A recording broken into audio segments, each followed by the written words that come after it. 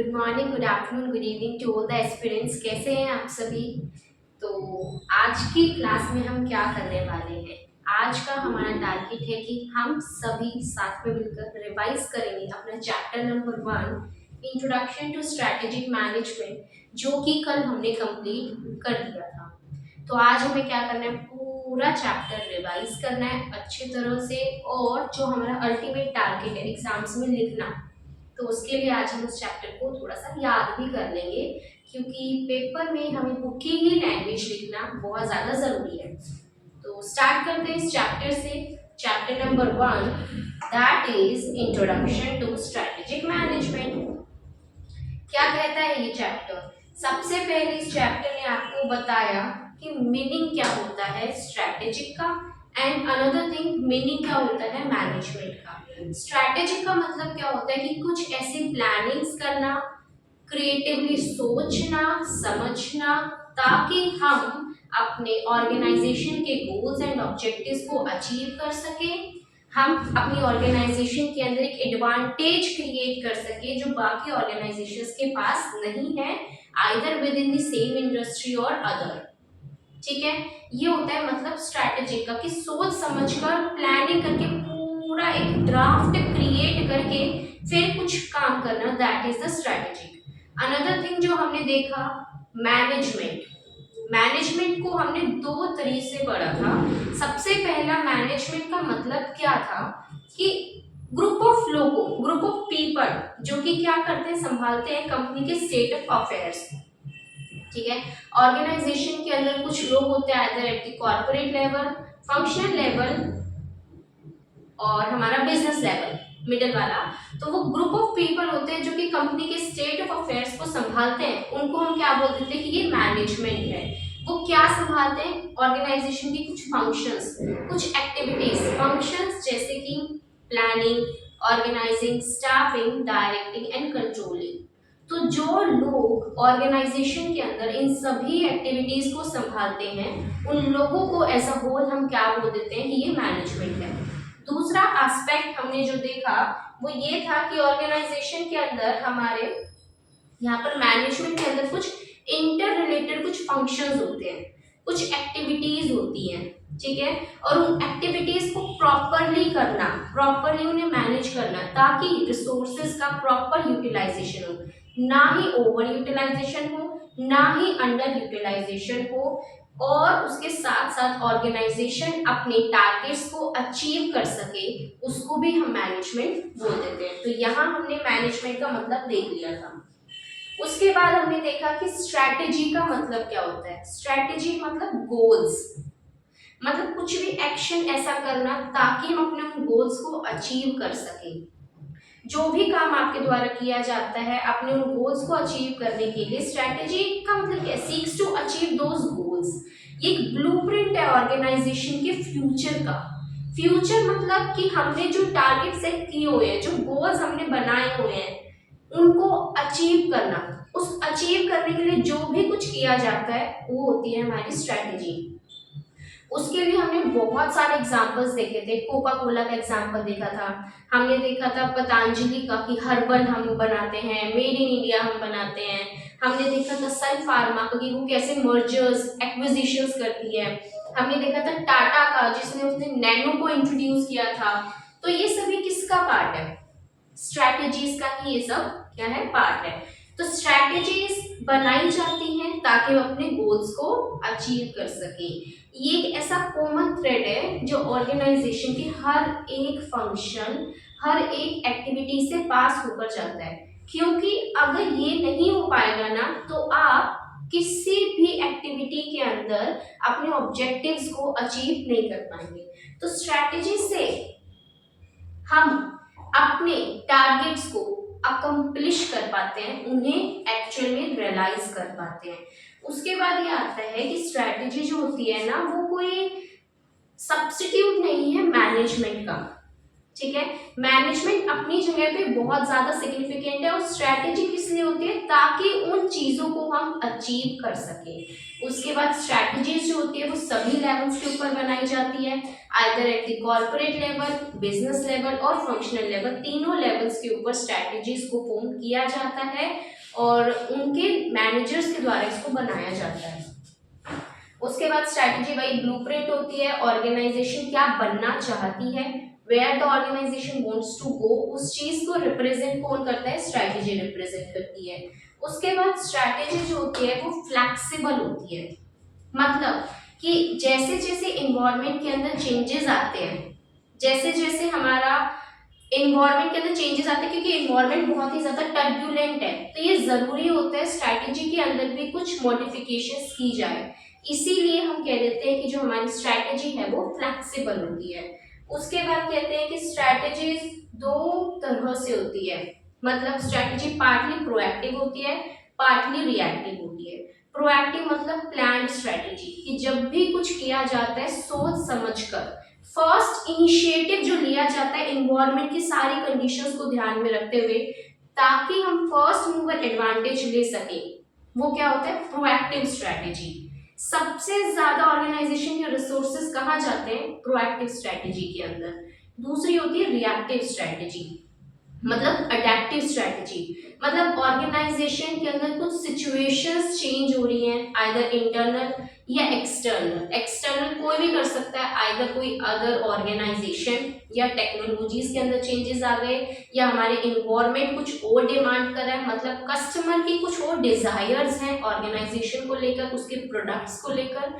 तो उस चीज को देखते हुए जब ऑर्गेनाइजेशन कुछ प्रोडक्ट को लॉन्च करती है ना, उसको बोला जाता है रिएक्टिव स्ट्रैटेजी। ठीक है, हमने इसके अंदर लिया था एग्जाम्पल टाटा का, कि टाटा का नैनो को इंट्रोड्यूस करना, ये देखते हुए कि हाँ मिडिल क्लास लोगों को एक ऐसी ऑटोमोबाइल व्हीकल की जरूरत है जो कि उनके बजट में आ सके, तो टाटा का नैनो को इंट्रोड्यूस करना वाज प्रोएक्टिव स्ट्रैटेजी। लेकिन फिर देखा कि भाई इसको तो कोई परचेज ही नहीं कर रहा, क्योंकि इसकी टैगलाइन ये बन गई कि नैनो मींस गरीबों की कार। तो फिर उसने किसको लॉन्च किया, नैनो ऑसम को। वो क्या था, हमारा रिएक्टिव स्ट्रैटेजी। तो इस तरह से स्ट्रैटेजी हमारी प्रोएक्टिव भी होती है, रिएक्टिव भी होती है। तो कहते हैं ऑर्गेनाइजेशन के कुछ, ये वाला चार्ट के ऑर्गेनाइजेशन के होते हैं कुछ रिसोर्सेज, उन रिसोर्सेज को यूज करके ऑर्गेनाइजेशन क्या बनाती है, फर्स्ट इनिशिएटिव लेती है, वो होती है हमारी प्रोएक्टिव, एंड देन ऑर्गेनाइजेशन उन इन्वायरमेंट के चेंजेस को भी ध्यान में रखते हुए कुछ चेंजेस, नई नई स्ट्रैटेजीज को लेके आती रहती है, वो होती है हमारी रिएक्टिव। और ये सब कुछ मिलकर हमारा क्या बनता है, एक नई स्ट्रैटेजी हमारी बन जाती है, जो एक्चुअल है, जो ऑर्गेनाइजेशन में एक्चुअल में काम कर रही है। उसके बाद हमने क्या कहा था कि किसी भी स्ट्रैटेजी को बनाते वक्त, क्राफ्ट करते वक्त आपको प्रोएक्टिव भी होना जरूरी है एंड रिएक्टिव भी होना जरूरी है। तो दोनों क्वालिटीज एक ऑर्गेनाइजेशन के अंदर होनी बहुत ही ज्यादा जरूरी है। इसके बाद हमने देखा कि भाई हमारी ऑर्गेनाइजेशन के अंदर क्या क्या एसएम की इम्पोर्टेंस है, एसएम की क्या क्या लिमिटेशंस हैं, एंड एसएम की क्या क्या ऑब्जेक्टिव्स हैं। ठीक है, उससे पहले मैं आपको ये बताना चाहूंगी कि अभी तक जो हमने देखा है उसके अंदर स्ट्रैटेजी की डेफिनेशन, उसको अच्छे से याद करना है आपको। दूसरा, प्रोएक्टिव क्या होता है, ये मतलब क्लियर होना जरूरी है। रिएक्टिव क्या होता है, ये मतलब क्लियर होना जरूरी है, क्योंकि केस स्टडीज में ये पूछे जाते हैं। चलिए फिर आते हैं कि ये वाला जो क्वेश्चन है ना, इसकी इंपॉर्टेंस, इसके लिमिटेशंस और इसके ऑब्जेक्टिव्स वेरी वेरी इंपॉर्टेंट है। ये बहुत ज्यादा पूछे जाते हैं, बहुत ज्यादा रिपीटेटिव मैनर में। मतलब अगर आप पास्ट ईयर के पेपर्स, आरटीपीस, एमटीपीस देखेंगे ना, तो 80% यही पूछा गया है। ठीक है, तो इस चीज को बहुत अच्छे से भाई रट लो। तो सबसे पहले ऑब्जेक्टिव्स क्या क्या होते हैं हमारे एसएम के। हमने कहा था कि हम एसएम स्ट्रैटेजिक मैनेजमेंट में करते क्या है भाई, सारी चीजों को देखकर ध्यान में रखते हैं, प्रॉपरली एक डिसीजन लेते हैं, ताकि हम क्या कर सके, एक कॉम्पिटिटिव एडवांटेज ले सके। मतलब हमारे अंदर कुछ ऐसा खास, कुछ ऐसा यूनिक है जो दूसरों के पास नहीं है। हमने इसके अंदर एग्जांपल लिया था कोलगेट का, टूथपेस्ट के अंदर कोलगेट। ठीक है, तो फिर इसमें क्या आता है, कॉम्पिटिटिव एडवांटेज क्रिएट करना। दूसरा, ये कंपनी को गाइड करता है कि भाई अगर चेंजेस आ गए कंपनी क्या करेगी, इसका एक केस आप ले सकते हैं रिएक्टिव स्ट्रैटेजी। रिएक्टिव स्ट्रैटेजी कब बनाई जाती है कि भाई इन्वायरमेंट में कुछ चेंजेस आ रहे हैं, इन्वायरमेंट कुछ और डिमांड कर रहा है, तो उन सिचुएशंस को देखते हुए हम बनाते हैं रिएक्टिव स्ट्रैटेजी। तो इसने हमें गाइड किया ना कि अगर इन्वायरमेंट में चेंजेस आ गए तो आप क्या करेंगे। तो इसीलिए दो ऑब्जेक्टिव्स, दो मकसद क्या है हमारी एसएम के, वो है कि ये हेल्प करता है एक तो कॉम्पिटिटिव एडवांटेज क्रिएट करने में, दूसरा कि कंपनी को गाइड करता है through all the changes in the environment. फिर हम देखते हैं इंपॉर्टेंस क्या होती है स्ट्रैटेजिक मैनेजमेंट की। सर्वाइवल टू द फिटेस्ट, मतलब कि ऑर्गेनाइजेशन बेस्ट वे में एंड तक सर्वाइव करेगी, लॉन्गेटिविटी को मेंटेन करने में ये हेल्प करता है। इसके अंदर इसकी आती है कुछ बेनिफिट्स, एडवांटेज, इंपॉर्टेंस, किसी भी नाम से आ सकता है। कई बार केस स्टडीज में ये भी आ जाता है कि भाई हमने जो होती है, एक बंदा है राम श्याम जो भी, उसने किया कुछ तो भी एनालिसिस किया अपने ऑर्गेनाइजेशन का और उसने जो है एसएम को यूज किया, ठीक है। तो आप सजेस्ट कीजिए कि उसको क्या क्या फायदे होंगे अपने बिजनेस के अंदर एसएम को यूज करने के, मतलब कि वो उसकी इंपॉर्टेंस, उसके एडवांटेजेस, उसके बेनिफिट्स की तो बात कर रहे हैं ना। तो बस इसके अंदर हमने क्या कहा था, पीसी ने जीडी को एलजी पे चला के क्या किया था, रैप किया था। तो पी से हमारा क्या था, प्रोएक्टिव, ये हेल्प करते हैं ऑर्गेनाइजेशन को कि वो प्रोएक्टिव बने इंस्टेड ऑफ रिएक्टिव, ठीक है। सी से हमने क्या कहा था कि ये हेल्प करते हैं कोर कॉम्पिटेंसीज को क्रिएट करने में, मतलब कॉम्पिटिटिव एडवांटेज ऑर्गेनाइजेशन को मिले। जी से हमने कहा था ये डिफाइन करते हैं उसके गोल्स एंड ऑब्जेक्टिव्स। देखो ये क्या था, डिफाइन करते हैं उसके रियलिस्टिक गोल्स एंड ऑब्जेक्टिव। फिर उसके बाद हमने क्या कहा था, डी से हमने क्या कहा था कि ऑर्गेनाइजेशन की डेस्टिनी को भी ये डिफाइन कर देता है आगे लॉन्ग रन के लिए, फ्यूचर के लिए। फिर एल से हमने क्या कहा था, ये लॉजिकल फ्रेमवर्क क्रिएट कर देता है ऑर्गेनाइजेशन ताकि अपने सभी के सभी डिसीजंस ले सके, ठीक है। एल जी से क्या था, आर से क्या था, रिएक्टिव होना, ऑर्गेनाइजेशन को रिएक्टिव बनाता है, मतलब कि ऑर्गेनाइजेशन जितने भी उसके मिस्टेक्स हैं, जितने भी पिटफॉल्स हैं, उसको क्या कर सके, अवॉइड कर सके, उन्हें कम कर सके, उनके अगेंस्ट कुछ रिएक्शन ले सके। ए से हमने क्या कहा था, अवॉइड करना कॉस्टली मिस्टेक्स को, आर ए। पी से हमने क्या था, ये पाथ फाइंडर का काम करता है ऑर्गेनाइजेशन के लिए फ्यूचर में, मतलब एक राह दिखा देता है एसएम कि भाई तुम्हें क्या करना चाहिए ताकि अपने फ्यूचर को फेस कर सके और अपनी बेटर अपॉर्चुनिटीज को वो ले सके। ये थे बेनिफिट्स। तो हमने क्या कहा, बेनिफिट्स, पीसी ने जीडी को एलजी पे चला के रैप किया, ठीक है। तो पी से हमने क्या कहा, प्रोएक्टिव। सी से हमने क्या कहा, कोर कॉम्पिटेंसीज, कॉम्पिटिटिव एडवांटेज। जी से हमने क्या कहा, डिफाइन करता है goals and objectives. G D से हमने क्या कहा कि ये डिफाइन करता है ऑर्गेनाइजेशन की ओन डेस्टिनी। फिर उसके बाद एल से क्या कहा, लॉजिकल फ्रेमवर्क क्रिएट करते हैं ऑर्गेनाइजेशन के लिए। जी से कुछ भी नहीं था। उसके बाद फिर हमने कहा आर से, मतलब रिएक्टिव, ऑर्गेनाइजेशन हेल्प करता है ऑर्गेनाइजेशन को कि वो डिफेंस मैकेनिज्म्स क्रिएट कर सके, ठीक है, पिटफॉल्स के अगेंस्ट। उसके बाद ए से हमने कहा ये अवॉइड करता है कॉस्टली मिस्टेक्स को। और उसके बाद पी से क्या कहा, पाथ फाइंडर है ऑर्गेनाइजेशन के फ्यूचर के लिए, ठीक है ना, ताकि वो अपनी अपॉर्चुनिटीज को अवेल कर सके बिजनेस एनवायरनमेंट में जो भी आती है। याद हो जाना चाहिए, रिपीट कीजिए, फटाफट से वीडियो को पॉज कीजिए और जितने भी बेनिफिट्स बोले गए हैं, जितने भी ऑब्जेक्टिव्स बोले गए हैं, सारे एक बार दोहरा लीजिए फटाफट। नेक्स्ट आता है limitations to strategic management. Limitations को जब हमने पढ़ा तो हमारे दिमाग में एक ही बंदा आया जो था चाय वाला, ठीक है। आप कोई भी ले लीजिए, जो भी आप देखते हैं स्टोर्स लगी रहती है रोड साइड पे, कोई भी ठेले वाला आप दिमाग में ले आइए और फिर हम लिमिटेशंस को पढ़ेंगे। तो क्या थी लिमिटेशंस, फटाफट बोलो। सबसे पहले डिफिकल्ट होता है बहुत ही ज्यादा अंडरस्टैंड करना स्ट्रेटेजिक मैनेजमेंट को, क्योंकि ये इतना मुश्किल है भाई, इतना टेक्निकल है कि हम उसको समझ ही नहीं सकते, ठीक है। दूसरा ये कॉस्टली बहुत है क्योंकि हमें एक्सपर्ट्स को इन्वॉल्व करना पड़ेगा इसके अंदर, तो ये कॉस्टली है। तीसरा टाइम कंज्यूमिंग है, ठीक है, क्योंकि उस चीज को एक्चुअल में सोचना समझना फिर उसको इम्प्लीमेंट करना ये बहुत ज्यादा टाइम ले लेता है, तो टाइम कंज्यूमिंग है, एफर्ट्स डिमांड करता है। और इतना सब चलो किसी ने कर भी लिया, उसके बाद भी ये एस्टिमेट ही नहीं कर पाता कि फ्यूचर में हमारा कॉम्पिटिटिव रिस्पॉन्स कैसा होगा। तो it is very difficult to estimate कि फ्यूचर में हमें सक्सेस मिलेगी भी या नहीं मिलेगी। तो बस ये लिमिटेशंस है इसकी कि इन्वायरमेंट बहुत ही ज्यादा कॉम्प्लेक्स है, टर्ब्यूलेंट मतलब चेंजिंग है, जिसकी वजह से डिफिकल्ट होता है एसएम को अंडरस्टैंड करना। दूसरा हमने कहा ये टाइम कंज्यूमिंग है। तीसरा हमने क्या कहा कि ये कॉस्टली प्रोसेस है। चौथा ये डिफिकल्ट होता है एस्टिमेट करना कॉम्पिटिटिव रिस्पॉन्स। और आगे देखते हैं कि इसमें एफर्ट्स भी डिमांड करता है। नेक्स्ट हमारा टॉपिक आ जाता है दैट इज स्ट्रेटेजिक इंटेंट। ठीक है, तो ऑर्गेनाइजेशन के अंदर दो क्वेश्चन आते हैं हमेशा, what they want to do and why they want to do.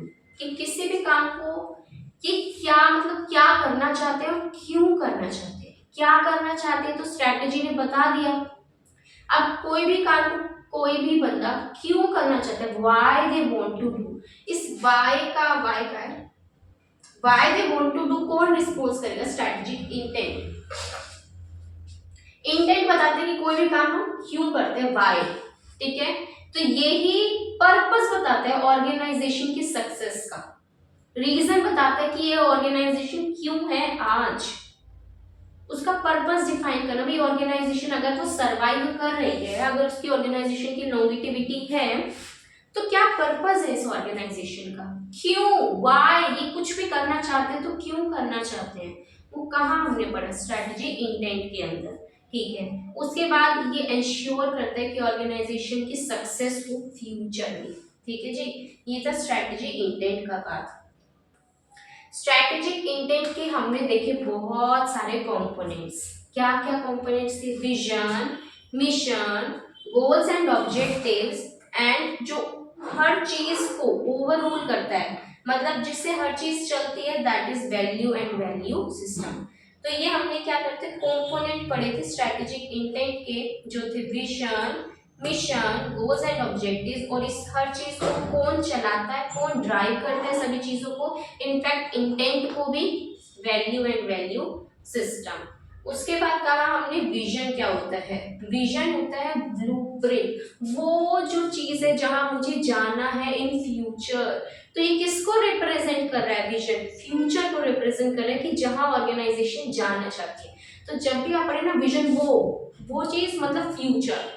ठीक है, तो जहां ऑर्गेनाइजेशन जाना चाहती है, where the organization wants to land in future, कि ऑर्गेनाइजेशन कहां अपने आप को पाना चाहती है, क्या लक्ष्य है इस ऑर्गेनाइजेशन का फ्यूचर को लेकर, तो वो होता है विजन। ठीक है, विजन मतलब ब्लूप्रिंट है ऑर्गेनाइजेशन के फ्यूचर का, रोड मैप है ऑर्गेनाइजेशन के फ्यूचर का। ये कुछ टर्म्स है, ब्लूप्रिंट, रोड मैप, जो आप लिखे और उसको हाईलाइट कर दें, सामने वाला टीचर पढ़ेगा ना तो उसको एक इंप्रेशन आएगा कि भाई हाँ टर्म्स को यूज किया गया है। ठीक है, उसके बाद हमने क्या कहा कि ये बताता है कि भाई ऑर्गेनाइजेशन क्या चाहती क्या है, क्योंकि ऑर्गेनाइजेशन डिफाइन कर रही है कि वो फ्यूचर में अपने आप को कैसा देखना चाहती है। तो ऑर्गेनाइजेशन की एस्पिरेशंस, मैनेजमेंट की एस्पिरेशंस को डिफाइन करता है कौन, विजन। उसके बाद हमने कहा विजन स्टेटमेंट के हमने इतने सारे एग्जांपल्स देखे थे, वो कौन कौन से एग्जांपल्स थे देखो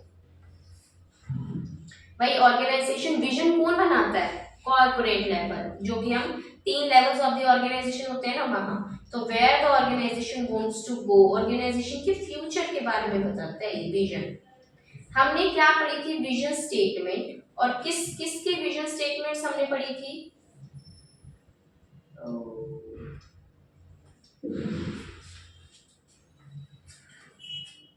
एक सेकंड,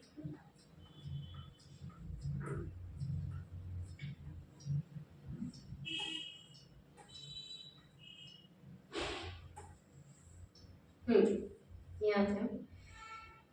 तो विजन स्टेटमेंट हमने किस किस की पढ़ी थी, सबसे पहले हमने पढ़ी थी फ्लिपकार्ट की, अमेजोन की, डिज्नी की, नाइकी की, एचडीएफसी बैंक, एलआईसी, एचडीएफसी की देखी हमने, एलआईसी की देखी और एप्पल की देखी। क्या देखी थी हमने, विजन स्टेटमेंट। सबसे पहले कि विजन स्टेटमेंट फ्लिपकार्ट की हमने क्या देखी थी, बताइए आप ही, to become the Amazon of India. ठीक है, हमने विजन स्टेटमेंट अमेजोन की क्या देखी थी, to become the most customer centric company in the world. फिर उसके बाद विजन स्टेटमेंट हमने डिज्नी की क्या देखी थी, टू मेक पीपल हैप्पी, और नाइकी की क्या देखी थी, to bring innovative and inspiration to every athlete in the world. ये क्या थे, विजन स्टेटमेंट। मतलब ये बता रही है कि ऑर्गेनाइजेशन कहाँ जाना चाहती है, where the organization wants to go, कि ऑर्गेनाइजेशन कहाँ जाना चाहती है फ्यूचर में। ये फ्यूचर को रिप्रेजेंट करके एक पाथ दिखाती है ऑर्गेनाइजेशन के फ्यूचर को लेकर, ठीक है। ये विजन स्टेटमेंट होने के बाद हमने कहा कि कुछ असेंशियल्स होते हैं जो कि आपको ध्यान में रखने हैं जब भी आप विजन स्टेटमेंट को क्रिएट करते हैं। असेंशियल्स ऑफ विजन स्टेटमेंट, कि कौन सी वो बातें हैं जो कि हमें ध्यान में रखनी है जब हम विजन स्टेटमेंट बनाते हैं। ये चीज बहुत इंपॉर्टेंट है, क्या क्या बातों को ध्यान में रखना है जब हम विजन स्टेटमेंट बनाते हैं। तो आप आज खड़े होकर फ्यूचर को सोच रहे हैं, सोचना मतलब थिंक करना क्रिएटिवली, तो आपको सोचने के लिए इंटेलिजेंट होना तो जरूरी है, तो इंटेलिजेंट एंटरप्रेन्योरशिप। उसके बाद भाई आज आगे के बारे में सोचने के लिए ना एंथुसियाज्म होना जरूरी है, ठीक है। तो बस आपके अंदर क्या होना चाहिए, एंथुसियाज्म होना चाहिए। क्रिएट करता है एंथुसियाज्म लोगों के बीच में, ऑर्गेनाइजेशन में, ये उनके अंदर ना एक जागरूकता, एक उत्साह लेके, उत्साह क्या बोलते हैं उसे हिंदी में, मुझे आना, मतलब लोगों के अंदर एक जोश लेके आते हैं कि भाई हाँ हमें ये अचीव करना है फ्यूचर में जाकर, ठीक है। तो ये था हमारा एसेंशियल्स ऑफ विजन स्टेटमेंट। और साथ ही साथ अगर एक अच्छा विजन स्टेटमेंट आप बनाएंगे ना, तो ऑर्गेनाइजेशन को ये हेल्प करेगा कि वो डायरेक्शन बताएं, क्योंकि हमें पता चल गया कि ये विजन है, तो हमें पाथ पता चल गया ना अपना कि हमें किस दिशा में जाना है उस चीज को अचीव करने के लिए। अगर मान लीजिए आपका ही विजन बन जाता है कि आपने आज सीए फाउंडेशन कोर्स में जिस दिन आपने एंटर किया था, तो आपका ये बन गया था टारगेट कि मुझे लानी है रैंक 1। वैसे तो छोटा हो गया, ऑब्जेक्टिव हो गया, बट मान लीजिए एज अ विजन आपने कहा रैंक 1 लानी है, तो रैंक 1 के लिए आपको एक डायरेक्शन दिखी, भी मुझे ऐसे ऐसे सारा काम करना पड़ेगा ताकि हम उस चीज को अचीव कर सके, ठीक है। तो ये क्या था, आपको डायरेक्शन दिखाता है। तो क्या 4 चीजें जो हमने पढ़ी हैं, जो असेंशियल्स हैं विजन स्टेटमेंट को बनाते वक्त, फटाफट बताइए। सबसे पहले हमें थिंक करना पड़ता है, क्रिएटिवली सोचना पड़ेगा, सोचने के लिए होना पड़ेगा इंटेलिजेंट, तो इंटेलिजेंट एंटरप्रेन्योरशिप। फिर तीसरी चीज ये क्रिएट करता है एंथुसियाज्म सभी एम्प्लॉयज में ऑर्गेनाइजेशन के। और चौथी चीज हमने क्या देखी कि अगर एक अच्छा विजन स्टेटमेंट आप बनाएंगे ना, तो ये क्या देगा, एक डायरेक्शन ही देगा। तो यहाँ हमारा कंप्लीट हो जाता है विजन। फिर आते हैं मिशन स्टेटमेंट। मिशन स्टेटमेंट के अंदर क्या होता है, मिशन बताता है गोल्स क्या है एंड वेज क्या है उन गोल्स को अचीव करने के, क्या गोल्स हैं आपके और किन किन तरह से आप उन गोल्स को अचीव कर सकते हैं, ये कौन बताता है, mission statement. Mission statement represent करती है फ्यूचर को, ये एक्सप्लेन करती है आपके बिजनेस के बारे में, बताती है कि क्या बिजनेस है भाई, किस चीज के बिजनेस को आप कैरी आउट कर रहे हैं, ठीक है।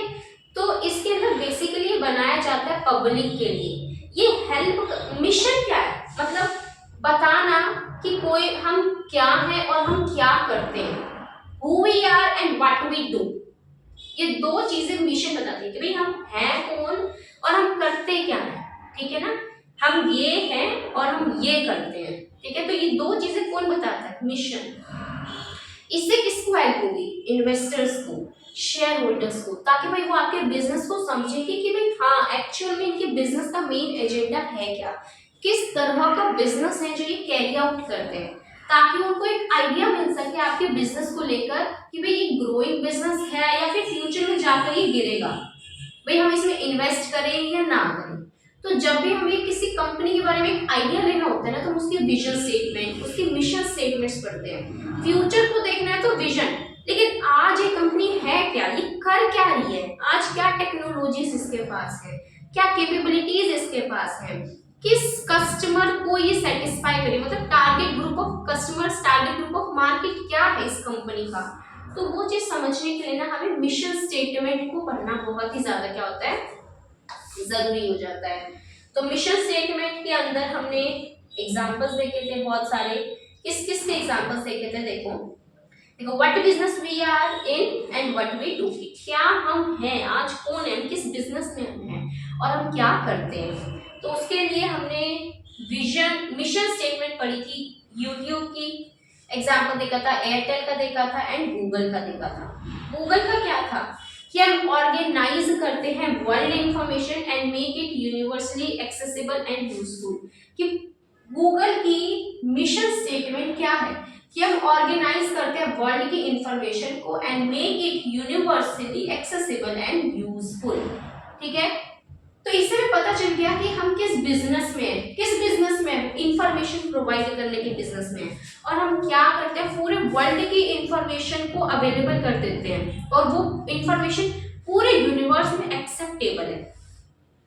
तो आपको एक आइडिया मिल गया ना इस गूगल के बारे में, इस मिशन स्टेटमेंट को पढ़कर, है ना। उसके बाद हमने क्या कहा कि भाई एयरटेल की क्या है, we provide error free telecom services. ये थी किसकी, एयरटेल की। उसके बाद why should an organization have a mission. तो जब भी मिशन की बात आती है ना, तो एक ऑर्गेनाइजेशन का मिशन क्यों होना चाहिए, क्यों एक ऑर्गेनाइजेशन है जो मिशन बनाए, ये एक इम्पोर्टेंट क्वेश्चन है। ये क्वेश्चन डायरेक्ट बन के भी आ जाता है कि why should an organization have a mission, एक ऑर्गेनाइजेशन में मिशन क्यों होना चाहिए। एक्चुअली जो ये पार्ट है ना स्ट्रैटेजी इंटेंट, पहले ये एक अलग सेपरेट चैप्टर था ओल्ड स्कीम में। ठीक है, तो आप कहेंगे कि आप तो ना सारे टॉपिक्स कह रहे इंपॉर्टेंट है, इंपॉर्टेंट है। ऐसा मैं इसलिए कह रही हूँ क्योंकि पहले जो आपने ये स्ट्रैटेजी इंटेंट का जो पूरा पार्ट था ना, ये एक सेपरेट चैप्टर था ओल्ड स्कीम में, जिसके अंदर ये जो कुछ क्वेश्चंस जो भी मैंने हाईलाइट करे हैं, ये वेरी इंपॉर्टेंट वाला पार्ट था। लेकिन अब न्यू स्कीम में क्या करा, उनसे कंबाइन करके चैप्टर नंबर 1 बना दिया। ठीक है, तो ये इंपॉर्टेंट है और ये आता है, तो इसे याद करना पड़ेगा, एग्जैक्टली याद करना पड़ेगा। तो जो वर्ड्स मैंने हाईलाइट किए ना, आपको वर्ड्स याद कर लीजिए बस, और ऐसा नहीं है कि पूरी लाइन याद करनी, नहीं, वो कीवर्ड याद करना है। वो कीवर्ड अगर आपके दिमाग में बैठ गया ना, बस लाइन सेंटेंस फॉर्मेशन तो आप कर सकते हैं, समझ तो आपको आ गया ना, बस यही बात थी। तो किसी भी ऑर्गेनाइजेशन में मिशन स्टेटमेंट क्यों होना चाहिए, why an organization should have a mission, क्यों, क्योंकि उससे क्या आती है, यूनैनिमिटी आती है ऑर्गेनाइजेशन में। हमें पता चल जाती है कि क्या पर्पस है, सभी को पता चल जाता है। बेसिक जो पॉइंट्स ना हमने इसके 3 बांटे हैं, फिर उन 3 के अपने अपने सब पार्ट्स हमने बना दिए। सबसे पहला हमने क्या करा कि इससे यूनैनिमिटी आती है पर्पस को लेकर, इससे एक जनरल टोन सेट हो जाता है ऑर्गेनाइजेशन का और ये एक फोकल पॉइंट देता है। दूसरी चीज हमने क्या कहा, ये एक स्टैंडर्ड देता है रिसोर्सेज को एलोकेट करना। पहले एक ऑर्गेनाइजेशन के अंदर एक चीज पता चल गई, मतलब unanimity, general tone, focal point. ठीक है, दूसरा हम किसके ऊपर आएंगे, ऑर्गेनाइजेशन के रिसोर्सेज की बात की जाएगी, है ना। तो दूसरी चीज क्या है कि एक स्टैंडर्ड दे देता है ऑर्गेनाइजेशन के रिसोर्सेज को एलोकेट करने का और हमें मोटिवेट करता है कि हम उन रिसोर्सेज को यूज करें। ठीक है, तीसरी चीज क्या थी, मिशन क्या बताता है, पर्पस बताता है। मिशन क्या बताता था, रीजन क्या है इस ऑर्गेनाइजेशन के एग्जिस्टेंस का इन सोसाइटी, तो मतलब ये पर्पस बताता है और उन पर्पस को ट्रांसलेट कर देता है गोल्स में, एंड देन उन गोल्स एंड ऑब्जेक्टिव्स को ट्रांसलेट कर देता है एक्चुअल वर्क स्ट्रक्चर के अंदर।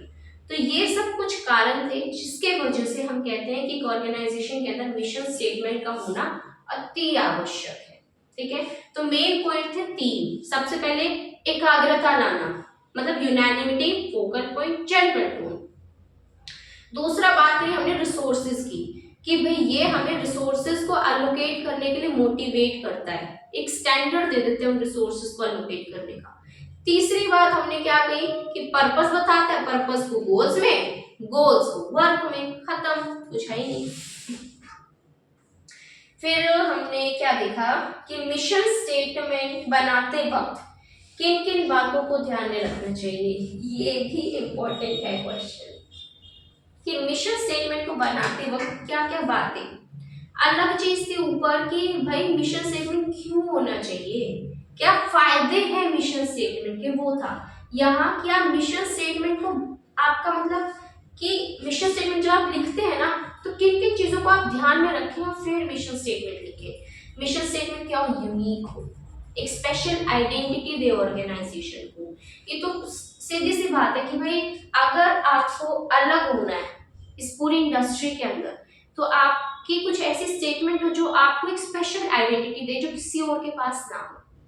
यूनिक होनी चाहिए, क्लियर होनी चाहिए, वेग नहीं होनी चाहिए वो, ठीक है ना, सिंपल होनी चाहिए, इजी टू अंडरस्टैंड होनी चाहिए। साथ ही साथ मिशन स्टेटमेंट क्या बताए कि भी क्या आपकी आज आपकी क्या ताकत है, काबिलियत क्या क्या है आप में, आपकी टेक्नोलॉजी, आपकी कैपेबिलिटीज, क्या क्या एक्टिविटीज आप करते हैं, क्या कस्टमर्स को आप सर्व करते हैं, उनको कैसे सेटिस्फाई कर सकते हैं, मतलब टारगेट ग्रुप ऑफ कस्टमर्स कौन सा है आपका। तो ये सब बातें हैं जो हमें ध्यान में रखनी चाहिए मिशन स्टेटमेंट को लिखते वक्त, बनाते वक्त। बस यही था इसके अंदर खत्म। ये थे कुछ क्वेश्चंस कि जब भी हम मिशन स्टेटमेंट बनाते हैं तो ये इतना वो है नहीं, बस एक रीडिंग ले लेना इनकी, ठीक है।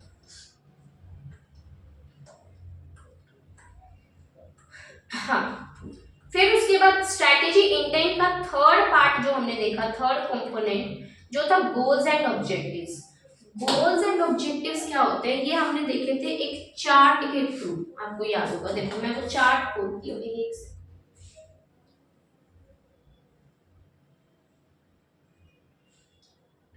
ये वो चार्ट था, और इस चार्ट के थ्रू हमने अंडरस्टैंड किया था हमारे गोल्स एंड ऑब्जेक्टिव्स।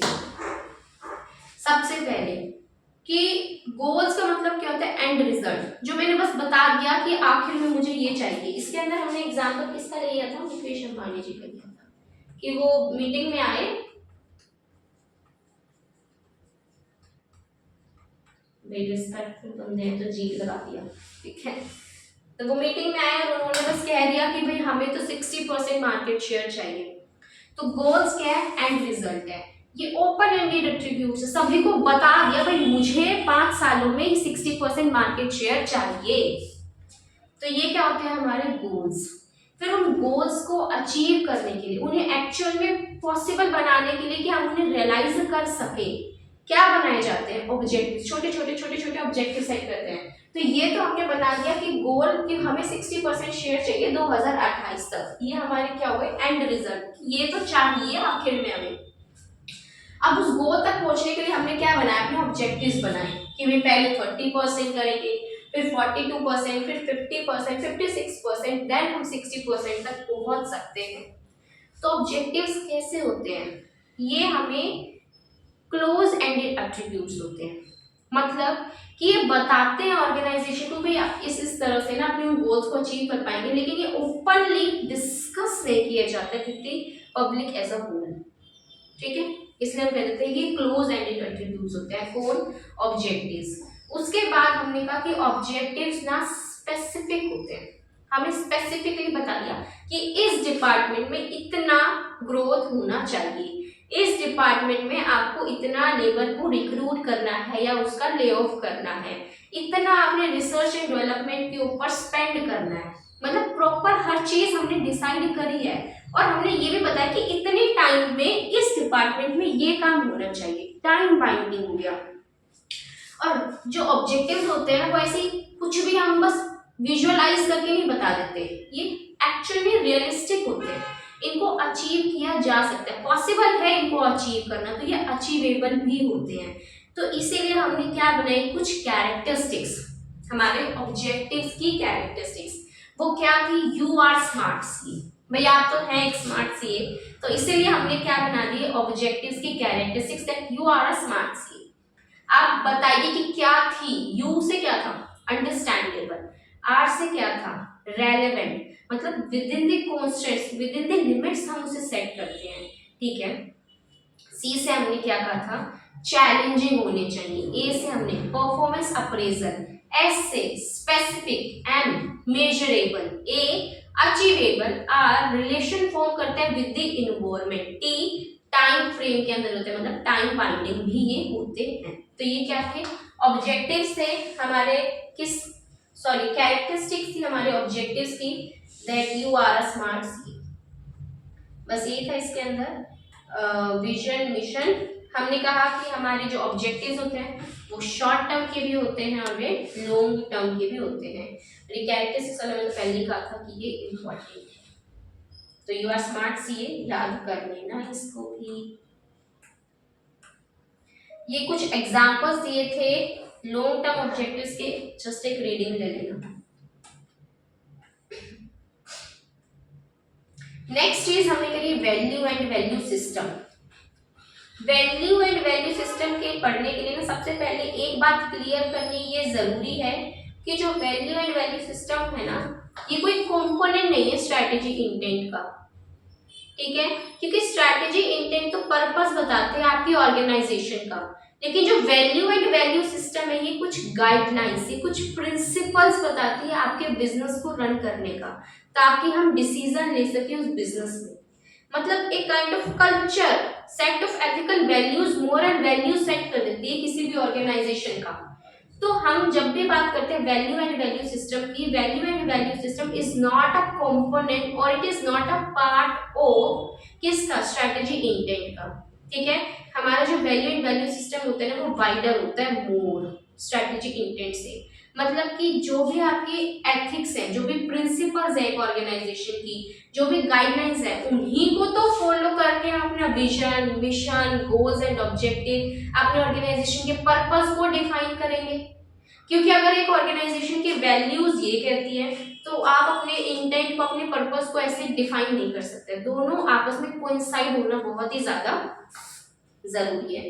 तो ये क्या होते हैं, core values, significant values, important values, very specific जो ऑर्गेनाइजेशन एक्टिविटीज कैरी आउट करती हैं उसके बारे में कौन बताता है, वैल्यू एंड वैल्यू सिस्टम। तो बस ये इनहेरेंट होती है ऑर्गेनाइजेशन के अंदर, यही था इसके अंदर कि हमारी वैल्यूज एंड वैल्यू सिस्टम में होता क्या है। कुछ एग्जांपल्स बताए थे, ये एक टोन बताता है कि ऑर्गेनाइजेशन के अंदर लोग सोचेंगे कैसे, कि उनका थिंकिंग प्रोसेस क्या होगा, कि भाई जनरल इन्वायरमेंट ना इस एरा में जाता है हमारे इस ऑर्गेनाइजेशन का, उसकी वजह से कि इंटीग्रिटी होना, ऑनेस्टी होना, इनोवेशंस का होना, डाइवर्सिटी, ट्रस्ट, अकाउंटेबिलिटी, ये सब चीजें क्या है, वैल्यूज, मोरल एथिक्स बोल दीजिए आप। उसके बाद हमने देखे कि स्ट्रैटेजिक लेवल्स क्या क्या होते हैं ऑर्गेनाइजेशन के अंदर। किसी भी, उससे पहले बार थोड़ा सा कंज्यूम करो इस चीज को कि क्या कराया है अभी तक। मीनिंग देखा एसएम का, मैनेजमेंट उसके अंदर देखी, प्रोएक्टिव, रिएक्टिव, स्ट्रैटेजी का मतलब देखा,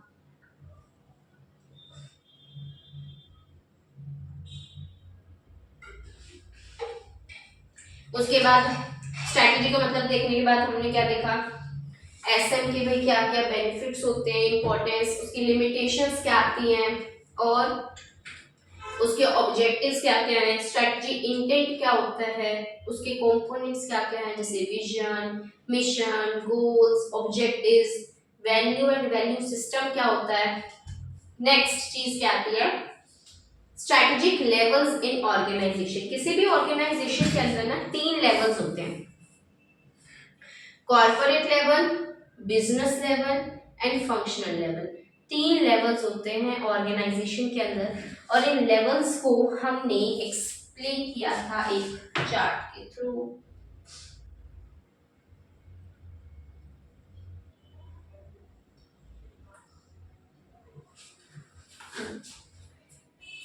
ऑर्गेनाइजेशन के अंदर हमने कहा कि भाई 3 लेवल्स होते हैं, corporate level, business level, functional level. जो टॉप मोस्ट लेवल होता है किसी भी ऑर्गेनाइजेशन का, सबसे ज्यादा ऊपर वाला लेवल, टॉप मोस्ट लेवल, वो क्या होता है हमारा, कॉर्पोरेट लेवल, टॉप लेवल। मतलब इधर सारे ऊपर दर्जे के लोग आएंगे, मतलब CEO, CFO, corporate staff, board of directors and many more, ये सब कहा आते हैं हमारे कॉर्पोरेट लेवल। मतलब मेन डिसीजन मेकिंग का जो प्रेशर आता है ना ऑर्गेनाइजेशन एज अ होल, किसी स्पेसिफिक डिपार्टमेंट की बात नहीं कर रही हूं मैं, किसी स्पेसिफिक यूनिट की बात नहीं कर रही हूं मैं, कह रही हूं ऑर्गेनाइजेशन एज अ होल, पूरी ऑर्गेनाइजेशन की सिरदर्दी जिसके ऊपर आ जाती है ना, वो कौन सा लेवल है, कॉर्पोरेट लेवल के मैनेजर्स ही हैं जो कि डिसीजन लेते हैं कि भाई हमारा विजन क्या होगा, हमारा मिशन क्या होगा, क्या गोल्स ऑब्जेक्टिव्स हम सेट करें, क्या मर्जर्स, क्या एक्विजिशंस हमें करने हैं। ठीक है, तो ये सब कौन डिसीजन लेता है? Top level. ठीक है, कॉर्पोरेट लेवल। उसके बाद हमें रिसोर्सेज को अलोकेट कैसे करना है ऑर्गेनाइजेशन के अलग अलग डिपार्टमेंट में, ये कौन बताएगा? कॉर्पोरेट लेवल कि किस डिपार्टमेंट में कितने रिसोर्सेज देना है। जैसे कि टाटा ग्रुप की बात की जाए तो टाटा पावर में कितने रिसोर्सेज, टाटा स्टील में कितने रिसोर्सेज, सोल्ट में कितने, टीसीएस में कितने, ऑटोमोबाइल में कितने, ये कौन डिसाइड करेगा? टॉप लेवल का, मतलब रतन टाटा जी है वो डिसाइड करेंगे कि भाई हाँ इस डिपार्टमेंट में इतने रिसोर्सेज, इसमें इतने रिसोर्सेज एलोकेट होने चाहिए। हम कहते हैं कि जो शेयर होल्डर्स होते हैं ना वो ओनर्स होते हैं कंपनी के, तो उनके बारे में कौन सोचेगा? कॉर्पोरेट लेवल सोचेगा। तो वो क्या होते हैं? गार्डियन होते हैं। क्या होते हैं? गार्डियंस होते हैं किसके? शेयर होल्डर्स के। उनके बेनिफिट की रिस्पॉन्सिबिलिटी, अकाउंटेबिलिटी किसकी होती है? कॉर्पोरेट लेवल की। यहाँ हो जाता है खत्म कॉर्पोरेट लेवल। ठीक है, उसके बाद हमने किसके बारे में बात करी थी? बिजनेस लेवल की। बिजनेस लेवल पे क्या होता है? बिजनेस लेवल पे मतलब एक जब भी कोई बड़ी ऑर्गेनाइजेशन होती है ना तो उनके अंदर कुछ डिपार्टमेंट्स बांट दिए जाते हैं। उनको बोला जाता है डिपार्टमेंट्स को एसबीयू, सेल्फ बिजनेस यूनिट्स। ये अपने ही आप में इंटरडिपेंडेंट यूनिट्स होती है, सेल्फ कंटेन यूनिट्स होती हैं। मतलब ये यूनिट्स ऐसे हैं जो किसी दूसरे के ऊपर डिपेंडेंट नहीं है। इनके अपने हर एक फंक्शंस हैं जो कि फॉलो किए जाते हैं। इनके अपने सेट ऑफ कॉम्पिटिटर्स हैं, इनके अपने सेट ऑफ कस्टमर्स हैं, इनके अपने set of board of directors और मैनेजिंग स्टाफ है। मतलब टाटा पावर के पास जो है ना, टाटा स्टील के पास जो है, दोनों आपस में बिल्कुल अलग है। ऐसा नहीं है कि भाई दोनों का जो मैनेजर है ना वो सेम है, नहीं, उसका अपना अलग है, उसका अपना अलग है। टाटा पावर के अपने कस्टमर्स हैं, स्टील के अपने कस्टमर्स हैं। ठीक है ना, अपने उनके कॉम्पिटिटर्स, उसकी इंडस्ट्री में पावर की, स्टील वाले की उसकी इंडस्ट्री के अंदर उसके कॉम्पिटिटर्स हैं। तो ये दोनों क्या होते हैं? Self contain independent separate units होती हैं। तो उन यूनिट्स के जो मैनेजर होते हैं ना उन्हें बोला जाता है बिजनेस लेवल के मैनेजर्स, और वो जो लेवल होता है उसे बोला जाता है बिजनेस लेवल। ठीक है, डिविजनल लेवल भी उसे बोल दिया जाता है और मिडल लेवल भी बोल दिया जाता है। इसके अंदर कौन आते हैं? भाई जो हमारे बिजनेस लेवल के जो मैनेजर्स होते हैं, जो उनके स्टाफ होते हैं, वो इधर आ जाते हैं। वो क्या करते हैं? ट्रांसलेट करते हैं काम को, कॉर्पोरेट वाले के काम को ट्रांसलेट करना फंक्शनल वाले को। किसका काम होता है? इनका। ये क्या करते हैं? ये अपनी ही यूनिट्स के लिए डिसीजंस बनाते हैं, अपनी ही यूनिट की स्ट्रैटेजीज को डिसाइड करते हैं। कौन? बिजनेस लेवल के मैनेजर्स। उसके बाद लास्ट में कौन आता है? Functional level managers, lower level के मैनेजर्स। ये क्वेश्चन आपसे पूछा जाता है कि क्या फंक्शनल लेवल मैनेजर्स का इन्वॉल्वमेंट होना जरूरी है डिसीजन मेकिंग के अंदर? तो होना चाहिए या नहीं होना चाहिए? बताइए। होना चाहिए, क्योंकि ये वही लोग हैं जो सबसे ज्यादा कनेक्टेड है विद द कस्टमर्स। भाई लोअर लेवल पे काम कर रहे हैं, ये एग्जीक्यूशन का काम कर रहे हैं। ये अभी कॉर्पोरेट लेवल ने तो ये डिसाइड कर लिया कि भाई बिजनेस में क्या क्या होना चाहिए। व्हाट का आंसर, व्हाट किसने डिसाइड किया? कॉर्पोरेट लेवल ने। कैसे करना है उस काम को, हाउ किसने डिसाइड किया? बिजनेस लेवल ने। अब उसको एक्चुअल में इंप्लीमेंटेशन करना, उस काम का एक्चुअल में एग्जीक्यूशन भी तो कोई करेगा ना, वो कौन करेगा? Functional level. तो किसी भी काम को एक्चुअल में इंप्लीमेंट करना फंक्शनल लेवल का काम होता है। उसके बाद ये सबसे ज्यादा कनेक्टेड होते हैं कस्टमर से। इन्हें पता है कि कस्टमर्स की क्या एस्पिरेशंस है, क्या वो चाहते हैं, क्या डिजायर्स हैं कस्टमर की। तो ये कुछ ऐसे इंफॉर्मेशन, कुछ ऐसे आइडियाज ले आते हैं जिसके वजह से कॉर्पोरेट लेवल और बिजनेस लेवल अपने सभी ऑब्जेक्टिव्स को, अपने सभी गोल्स को रियलाइज कर लेते हैं, मतलब उन्हें अचीव कर लेते हैं, उन्हें अचीवेबल बना देते हैं। ठीक है, तो फंक्शनल लेवल का डिसीजन मेकिंग में आना अति आवश्यक है। तो ये हमने एग्जांपल देखा था एप्पल का, गूगल का, सॉरी अल्फाबेट उसकी पेरेंट कंपनी है, तो ये कॉर्पोरेट लेवल हो गया। कौन? लैरी पेज किस तरह हो गया? कॉर्पोरेट लेवल के ऊपर हो गया। बड़ी ट्वीट है ये तो मिट गया। ठीक है। उसके बाद हमने क्या कहा कि उसके अलग अलग एसबीयूज डिवाइड हुए हैं। ये हो गया गूगल एक्स नेक्स्ट फाइबर। ये तो ये जो लोग हैं, डेविड, सुंदर, एस्ट्रो, टोनी, सुंदर पिचाई, एस्ट्रो, टोनी और ब्रैड, ऑर्थर, ये कौन है हमारे बिजनेस लेवल मैनेजर्स। और ये इसके हमने बनाए यूनिट्स अपनी, इन्वेंट्री की, एचआरएम की, फाइनेंस की, प्रोडक्ट की, मार्केटिंग की, आरएनडी की। तो ये क्या हो गया, फंक्शनल लेवल के मैनेजर्स, ये फंक्शनल लेवल हो गया। और इधर ये जो सारे इनके लोग, ये क्या होंगे, फंक्शनल लेवल के मैनेजर्स।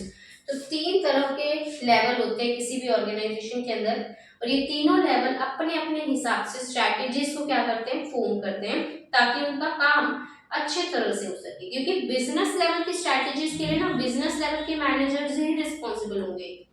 अभी जो हाँ, इस चीज को आगे जाते हुए हम क्या देखते हैं कि हमारी दो तरह की अप्रोच होती है। एक होती है बॉटम अप अप्रोच, एक होती है टॉप डाउन अप्रोच।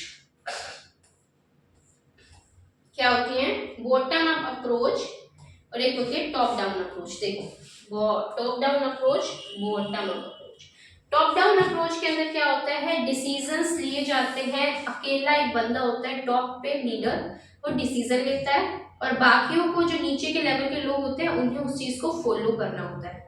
उसे बोला जाता है टॉप डाउन अप्रोच, मतलब ऊपर से नीचे आना, ऊपर से चीजों का नीचे आना। ऊपर वाले बंदे ने डिसीजन ले लिया, नीचे वाले उसको फॉलो करेंगे। बॉटम अप अप्रोच, नीचे से ऊपर जाना। ऐसा नहीं है नीचे वाले ने डिसीजन ले लिया ऊपर वाला काम करेगा, नहीं, साथ में मिलकर सभी डिसीजन लेते हैं और काम करते हैं। ये होती है बॉटम अप अप्रोच। एमसीक्यू में पूछा जा सकता है ये आपसे। नेक्स्ट होते हैं कि हमारे एक ऑर्गेनाइजेशन के अंदर हमने कहा कि तीन लेवल से, corporate level, business level, functional level. अब उन तीनों लेवल्स में आपस में भी तो रिलेशनशिप होना चाहिए ना। वो तीनों लेवल्स आपस में कैसे कनेक्ट होंगे, आपस में एक दूसरे से कैसे बात करेंगे, तो उसके लिए बनाए गए हैं कुछ नेटवर्क्स। पहला नेटवर्क फंक्शनल एंड डिविजनल, दूसरा हॉरिजॉन्टल, तीसरा मैट्रिक्स। सबसे पहले अगर हम बात करते हैं फंक्शनल एंड डिविजनल की, तो उधर क्या आता है, इंडिपेंडेंट रिलेशनशिप है इनका, फंक्शन, डिवीजन, ठीक है। देखो, सबसे पहले हमने क्या कहा कि ये इंडिपेंडेंट है। इंडिपेंडेंट कैसे, उसके लिए समझना जरूरी है कि फंक्शन क्या होता है एंड डिविजनल क्या होता है। फंक्शनल मतलब की होती है जब डिपार्टमेंट्स क्रिएट किए जाते हैं on the basis of functions. एक छोटी ऑर्गेनाइजेशन जब होती है ना, तो उसके अंदर एक बंदा है हेड, और फिर हमें डिपार्टमेंट बनाने, किसके बेसिस पे हम बनाएंगे डिपार्टमेंट्स, फंक्शन। लाइक हम जो होते हैं, मान लीजिए आपकी कोई भी कंपनी है और उसके अंदर आप मान लीजिए आपकी स्टील मैन्युफैक्चरिंग कंपनी है, स्टील मैन्युफैक्चरिंग सिर्फ एक ही प्रोडक्ट है।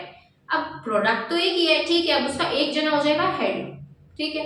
अब हम डिपार्टमेंट्स बनाएंगे किसके बेसिस पे, on the basis of function, कि स्टील का प्रोडक्शन का डिपार्टमेंट, सेल का डिपार्टमेंट, प्रोक्योरमेंट का डिपार्टमेंट, मार्केटिंग का डिपार्टमेंट, आरएनडी का डिपार्टमेंट, एचआरएम का डिपार्टमेंट, और भी बहुत सारे, एससीएम का डिपार्टमेंट, ठीक है, सप्लाई चेन मैनेजमेंट। तो ये हमने क्या बनाया, उसके अलग अलग डिपार्टमेंट्स बना दिए on the basis of functions. अब ये हर एक डिपार्टमेंट अपने आप में क्या इंडिपेंडेंट है, कोई एक डिपार्टमेंट दूसरे के ऊपर हमारे आपस में इंटरलिंक नहीं है। कि भाई वैसे तो हमने कहा कि भाई प्रोडक्शन तभी हो पाएगा जब प्रोक्योरमेंट होगा, हाँ ये हमें पता है कि फंक्शनली एक दूसरे के ऊपर डिपेंड है, लेकिन अपने आप में सेल्फ कंटेन्ड तो है ना। अब यूं थोड़ी कि प्रोक्योरमेंट के बंदे पहले प्रोक्योरमेंट पे काम करेंगे, फिर वही उठ के आएंगे और प्रोडक्शन में काम करेंगे, ऐसा नहीं। तो इसलिए हमने कहा वो इंडिपेंडेंट है भाई आपस में। और जब डिपार्टमेंट्स को क्रिएट किया जाता है on the basis of products and services, वो होते हैं हमारे डिविजनल, जैसे कि स्टील, पावर, कंसल्टेंसी, सॉल्ट, ये सब चीजें हो गई। तो उसको क्या बोला जाता है on the basis of products and services, तो वो होता है डिविजनल। डिवीजन वाला किसको रिस्पॉन्सिबल होता है, अकाउंटेबल किसको होता है, उत्तरदायी किसको, जवाबदेही किसको होता है, corporate level. Then horizontal relationship, horizontal के अंदर क्या होता है ना बेसिकली कि सभी लोग at the same page, flat structure होता है ये, चाहे कॉर्पोरेट लेवल हो, चाहे बिजनेस लेवल हो, चाहे फंक्शनल लेवल हो, तीनों के तीनों एक ही जगह पे, मतलब कॉर्पोरेट हो चाहे बिजनेस हो चाहे फंक्शन, तीनों एक ही जगह पे एट द सेम पेज है, फ्लैट स्ट्रक्चर है और सभी के सभी साथ में मिलकर डिसीजन लेंगे, साथ में मिलकर काम करेंगे, उसका एग्जीक्यूशन करेंगे। तो उस तरह के लेवल को बोला जाता है हॉरिजॉन्टल रिलेशनशिप। इसके अंदर ओपननेस ज्यादा होती है, ट्रांसपेरेंसी, क्योंकि सभी साथ में एक ही जगह पे है। तो ऐसा नहीं होगा कि अगर फंक्शनल लेवल को बात करनी है ना कॉर्पोरेट वाले से, तो उसके लिए पहले वो बिजनेस वाले के पास जाएगा फिर कॉर्पोरेट, नहीं, फंक्शन वाला डायरेक्टली जाएगा कॉर्पोरेट वाले के पास और बात करेगा, क्योंकि वो सेम साथ में एक ही सेम लेवल के ऊपर काम कर रहे हैं। ट्रांसपेरेंसी ज्यादा आती है, इनोवेशन ज्यादा आती है, शेयरिंग ऑफ आइडिया ज्यादा होती है। ओके जी। उसके बाद हमने क्या देखा, मैट्रिक्स रिलेशनशिप क्या होता है। मैट्रिक्स के अंदर basically grid kind of structure होता है। हमने इधर देखा भी था कि एक एम्प्लॉयर, उसके ऊपर फंक्शनल मैनेजर इधर आएगा, प्रोडक्ट और प्रोजेक्ट मैनेजर इधर आएगा। मतलब ये बंदे के ऊपर ना दो जनों की रिस्पॉन्सिबिलिटीज है, ये इसको भी अकाउंटेबल है, ये इसको भी अकाउंटेबल है, इसके ऊपर इसकी रिस्पॉन्सिबिलिटीज भी है, इसकी रिस्पॉन्सिबिलिटीज भी है। मतलब हमने कहा था कि एम्प्लॉय 1 है, ये प्रोडक्शन डिपार्टमेंट का एम्प्लॉय है और टाटा पावर का है। इसीलिए प्रोडक्शन में अगर आते हैं ना, अगर मान लीजिए हम टाटा पावर की हैंड देते टाटा स्टील,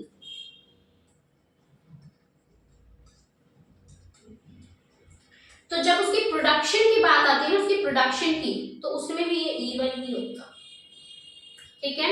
तो जब उसकी प्रोडक्शन की बात होती है तो उसमें भी वो ही इवन आता। तो मतलब इसके दो बॉस हो गए, प्रोडक्शन वाला भी हो गया और प्रोजेक्ट वाला, प्रोडक्ट वाला भी हो गया, फंक्शनल भी हो गया और हमारा ये डिविजनल भी हो गया। तो जब एक बंदे के 2 बॉस, मतलब 2 जनों से उसे रिवॉर्ड मिलेगा, 2 जनों से उसको पनिशमेंट मिलेगी, जब ऐसे टाइप का सिनेरियो आ जाता है ना, उसे बोला जाता है मैट्रिक्स, क्योंकि ग्रिड बनी है ना, ये काइंड ऑफ जाल सा बोलते हैं इन्होंने। तो भाई एक से मोर देन 1 लेवल मैनेजर्स होते हैं, इसके बिजनेस लेवल मैनेजर्स भी होते हैं, फंक्शनल लेवल मैनेजर भी होते हैं। वो होता है हमारा matrix structure. So here we are done with this chapter. Chapter पूरा हो जाता है हमारा कंप्लीट। चैप्टर नंबर 1 अच्छे तरह से रिवाइज हो गया एंड आई होप आपको ये क्लियर भी हो गया होगा एंड याद भी हो गया होगा चैप्टर।